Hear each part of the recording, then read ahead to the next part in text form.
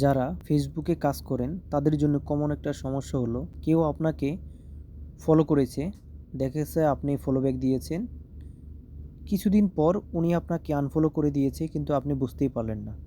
তো তাকে কীভাবে খুঁজে বের করবেন? বের করার জন্য খুবই ম্যানুয়াল পদ্ধতি আছে একটা। প্রথমত আপনি আপনার ফেসবুক পেজে ঢুকে যাবেন।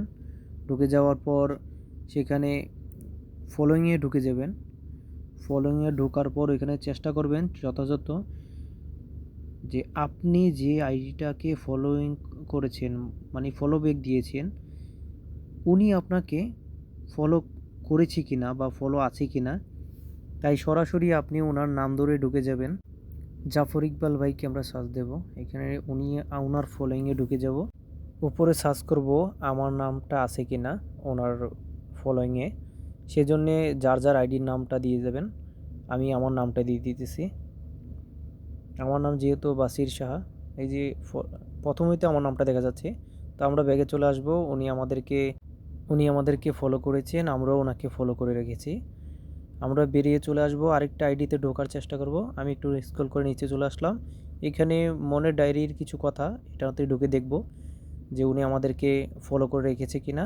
তো ওনার ফলোয়িংয়ে ঢুকে আমি আমার নামটা আবারও সার্চ দিব। দেওয়ার পরে যদি দেখি যে না আমার নামটা আছে তাহলে হলো, নয়তো আমরা আনফলো করে চলে আসবো। সে কি সত্যি উনি আমাকে আনফলো করে দিয়েছে।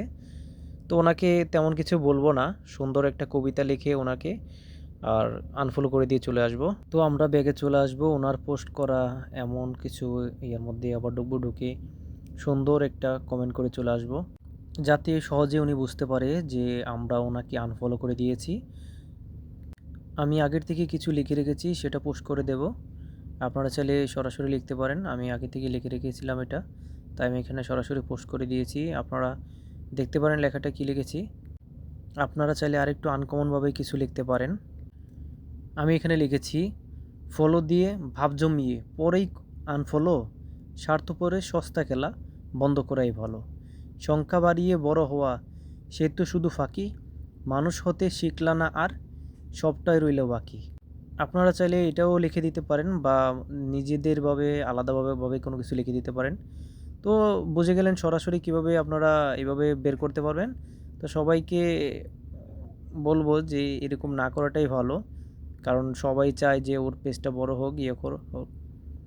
তো যার যারই অবরুচি, সবাই ভালো থাকবেন, সুস্থ থাকবেন, কারণ আমি কারো ক্ষতি করতে চাইনি। যদি আমার ব্যবহারে কেউ খারাপ বা কষ্ট পেয়ে থাকেন তাহলে আমাকে ক্ষমা করবেন। ধন্যবাদ। আর আমাকে ফলো করে রাখবেন যাতে পরবর্তীতে কোনো ভালো ভালো ভিডিও দেখতে পারেন।